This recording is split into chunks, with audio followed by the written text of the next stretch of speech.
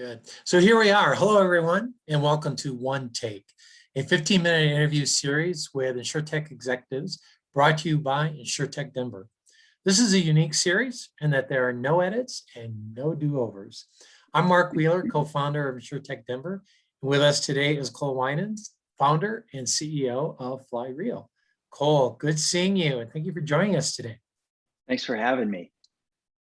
It has been a while. You know, I was thinking back, and you and I first got to know each other a few years ago, and we had coffee for the first time in Larimer, somewhere at a coffee shop along there. It was very early in the business. So I'm excited to have you here today. And for those who are not familiar with Flyreel, tell us about the company and where you're positioned in the industry.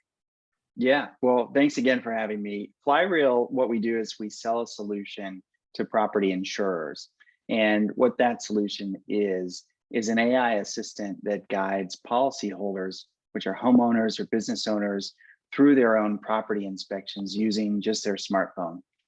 The beauty behind it is we've developed our own advanced computer vision capabilities that as the property owner scans the property inside and out, we automatically document the details that are needed to adequately assess and provide the insurance coverage at the price that they need. Wow, very cool. So for me as a consumer, I could take and download your app and it'll just walk me through, and I just walk through my house and essentially film it?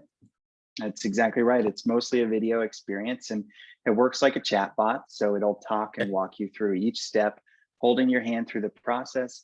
Don't have to fill out any annoying forms, type anything really at all.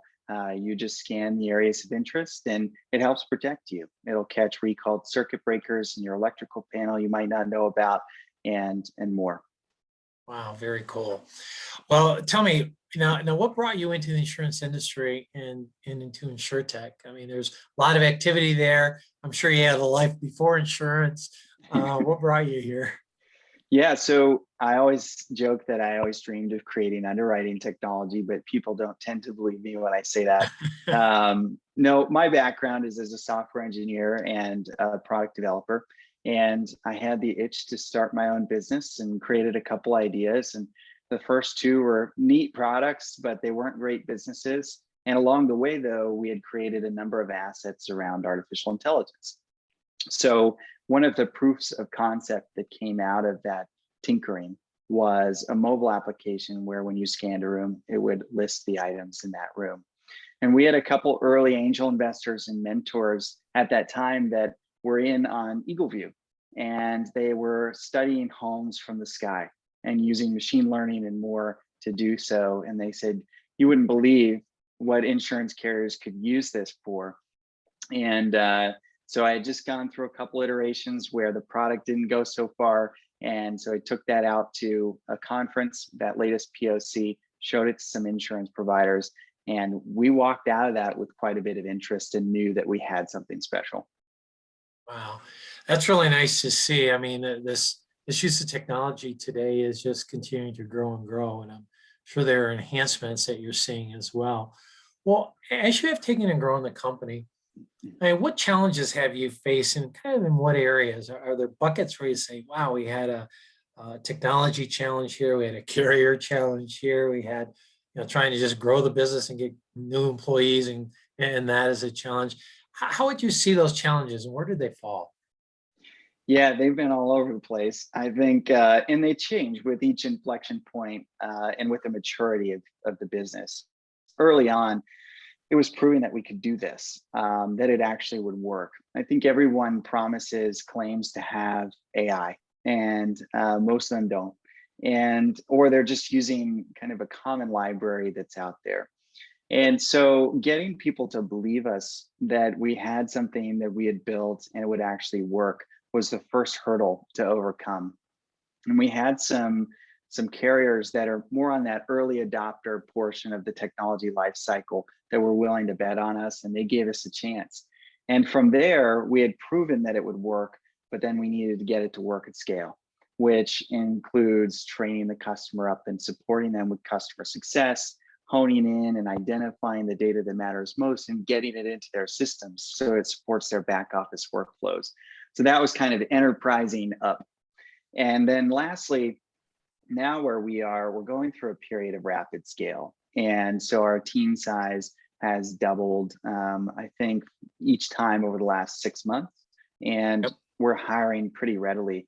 And with that comes new challenges for me as a leader, particularly I think around communication, because when you go through a 6 or an 8 week cycle and you add 10 or 15 people, maybe 30% of your company has never heard or seen your roadmap, and you just revisited that 8 weeks prior with a group of employees that were there. So making sure everyone's on the same page, repeating the vision, communicating the vision thoroughly is really important. Yeah, that's really critical. There's this other thing that came into play, which is called COVID, right? Yeah. And how did that impact, how you were doing business? And more importantly, as we're, kind of coming out of COVID, I'm seeing, more people downtown, right? More businesses are opening up around that. Employees are starting to come back. How are you dealing with that? And how are your employees dealing with that? Yeah, so initially we were pretty early in shutting down, just to err on the side of caution, but also we were in a kind of a nice spot in that we had been largely remote before we had just gotten this office. So we had just gotten an office, we reverted right back to remote. So we were well positioned to do that fairly painlessly, and very grateful for that. And so the posture we've taken now as we're kind of coming out, or at least improving in terms of the overall health of the country, is that we leave it open. If you want to come into the office, you can. Because at this point, a lot of people are vaccinated, they're excited to see their teammates. And if their teammates are excited to see them too, we're not going to stop them. So broadly, that's been our posture. We started out very, very conservative just because we didn't know. And now things are opening up, and so are we. Well, that's great. I think a lot of companies are struggling through and trying to figure it out. And employees trying to find the right sense of that, and that balance of being in the office, and the collaboration that can take place, and all of that is so important for a company. And yet everyone keeps in mind their own personal safety and what they're comfortable with. So it sounds like you have a great policy and a great approach to that. One of the things I was thinking about prior to us getting on today is that, as a founder of a company, you really draw upon a lot of different things. So, I'd be curious as to, when you think about when you started the company and growing the company today, what characteristics, and I think of those of kind of your heart, your mind, or your spirit, have you drawn upon to take and launch the business, and not only that, but take and drive it to where it is today? Yeah, I think it's a really good question. I think it ends up being a culmination of the three, but the biggest driver for me personally, and just speaking for myself, is more spirit than anything. And I think, I operate with a faith system, and that faith system kind of governs the way I function as a person. And it also sets convictions for me. I feel conviction to deliver value and deliver an impact while I'm here. And then that kind of feeling that, hey, I'm here for a purpose, I need to deliver and make a change, funnels into kind of how my mind works. Okay, we got to go. There's no sitting around, no wasting time, because we're here, we're given our health. In my case, I'm very grateful for my health to get up, to go do things. And with that comes the responsibility to go and deliver to people and give to people and grow people. And so you can't sit around. You don't get that luxury when you're given that blessing to make an impact. You've got to have that conviction to get up and go. And so that kind of gets my head spinning. There's no sitting around, no wasting time. I have big goals and that I want to achieve, and things that I want to deliver. And so I'd say it starts with spirit that drives a healthy conviction in me to really deliver and not waste any time while I'm here and I have the resources that I have. And that gets my mind going where I want to invent, I want to build, I want to pour into people. And those are really my drivers. Well, that's great to hear. when I heard you talking about that, it made me think of just the insurance industry, right? Mm, Where you're there, you're providing protection, you're providing coverage, around either things or people, as part of that. So I think that really falls in well, with the kind of that spirit approach that you've taken to it. Let me ask you another question. As you're taking and growing the business, you move from this role of being the visionary, right? You have all the ideas because you're driving that vision. And then there comes a point, I don't know if it's a tipping point or a gradation, where you go from vision to managing the operating side of it, and then maybe back to vision. So as you think about how you're spending your time today, you mentioned, having to do a lot of interviews because you're hiring today, but where do you find that balance between maintaining the vision for the business and yet having to stay involved on the operating side? yeah, at least for me, I find that I oscillate between the two. And there's actually some really interesting material that I found resonated with me quite a bit. I think put out by Mark Andreessen and or Ben Horowitz, and it was writing about a wartime and a peacetime CEO. And what I find is we'll go a couple months where we're more peacetime, and we're executing against a roadmap. Things are good. We're well staffed. Suddenly, we get a couple new customers. We're understaffed. We have to deliver, and now it's wartime CEO. And so, when we get into situations like that, I find that I drop in very quickly, and sometimes it can be abrasive. Sometimes it can be frustrating. But I get in and I'm operating. I'm writing code. I'm trying to help with QA. I'm helping with product wherever I can help. And that's just needed at a company like ours that's growing. You aren't always staffed and resourced the way you need, so you don't always have all the pieces, all of the players to do everything that you want to do. And when you hit those inflection points, you have to be willing to roll up those sleeves and get very, very operational, and then stabilize, get back to strategic. Because if you're stuck in the weeds, everyone's going to be heads down. They're not going to see the future anymore. You got to bubble right back up. So I find myself going back and forth very readily. Sure. Well, I think that's perhaps true with a lot of companies, particularly as your emerging piece of business, right? And the rapid growth that you have. And I think keeping a pulse on those elements of it, whether it's doing code or interviewing, whatever it may be, really helps you as a CEO in keeping kind of that vision and the direction and the elements that you want for your business, that kind of company culture, perhaps. Now, Right. I've got another question for you. Now, I know you're a dad. Mm-hmm. And while your kids are younger, what Mm-hmm. do they think of your business? Do they understand what you do? I don't think they understand the technology yet, but what they do understand is I get to work downstairs a lot, and they think that's cool because I get to come up and have lunch with them, and I fly on planes, and that's really cool of them. So right now I'm just riding that as much as I can. I'm the cool dad that flies on planes, and that's in my view, in their view, I think what my job is. So. Oh, that's great. Oh, that's good to hear. It was funny. I was listening to an interview this morning with the head of Google insurance, head of that sector, and he was saying the same thing. His kids have really no idea what he does, although he can explain it to them or he tries to. So he goes, I kind of given up, and they just say, "Yeah, you're cool, Dad." So what I mean. Yeah. Well, let me ask you this: what's on the horizon for Flyreel as we look at the balance of the second half of the year, and moving forward?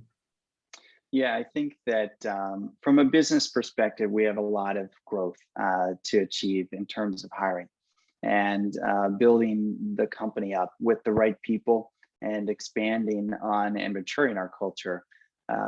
From a technology and delivery perspective, we've been predominantly focused on delivering our solution and underwriting, and now we're rolling out this claims solution. And the way we've tackled it is it's not been any small feat. We've really had to invent and innovate. It's been hard. And now we're starting to deliver that, and we're proud of it. But there's always a learning cycle that happens after you launch. to get it to where it's really production grade and giving your customers exactly what they need. So between those two things, growing and maturing the business as a whole and enhancing our solutions in terms of what we're delivering, those are going to keep us pretty busy the rest of the year. And beyond that, we're just going to keep pushing. Well, exciting to see, because I see your announcements in the news pretty frequently. So I know you guys aren't standing still for sure. Yeah, no, that's right. Well, let me go into a fun part. At the end, all the tough questions are over with. So I just want to go through some quick questions for you, give people a little bit of sense of who Cole is. So here we go. Preferred way to listen to music: live, vinyl, or an app?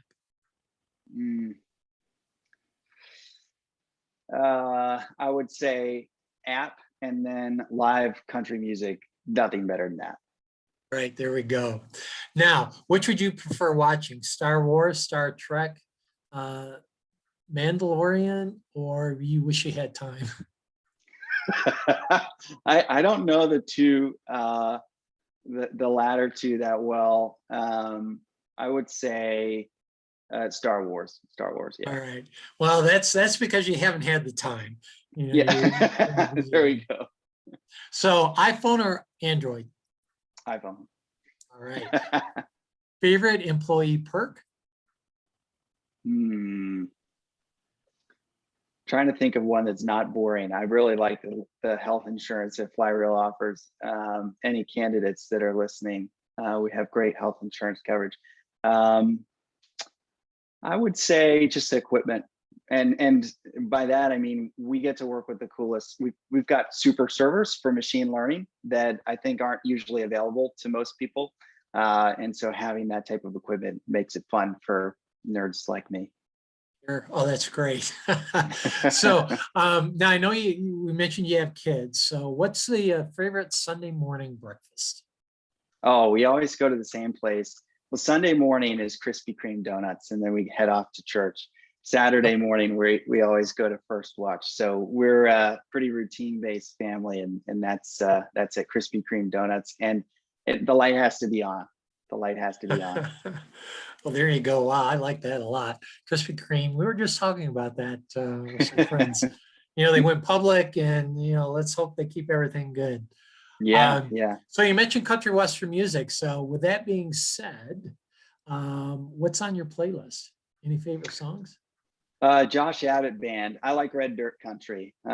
So Josh Abbott is top of the list. And anytime he comes into town, I usually will take my wife to the Grizzly Rose over in Denver, and we just have a great time. There you go. I like that. Now, I'll hopefully your kids aren't listening, but is there any food? Is there any food you won't eat? No, I eat just about anything. That's maybe one of my gifts in life is I'm definitely a good eater. There you go. Good for that. All right, a couple other quick questions here for you. So what is the view out of your office window? I guess I could show you maybe. Sure. We've got some land out here, and we're fortunate to live here in the Ozarks, and I commute and spend about half my time here, half my time in Denver. And we have chickens and ducks and a donkey and horse. It's wonderful. Wow, what a great way to decompress. You go outside and take all that in and then get back at it. So I like that a lot. What a great setting for your kids too. How fun is that? Oh, it's awesome. It's awesome. Now, one other final question for you. So when you think about the business, what superhero would you like to have on the Flyreel team? Gosh, I feel like I've got some of them already on our team. They're just amazing. You mean of like the famous superheroes, or? Yeah. Oh, okay. You have all the Marvel heroes, that are out there. I think that Superman would be great because his ability to see through things, his vision would be fantastic, specifically for what we're doing. Maybe he could augment some of our computer vision models. There you go. Well, listen, thank you so much. I really appreciate you taking time today and being with the audience and giving them a better understanding of Flyreel and and who you are and where you want to go as a company. I'm very excited for you and all the progress that you've made. So continue. Awesome. Thanks, Mark. Appreciate it.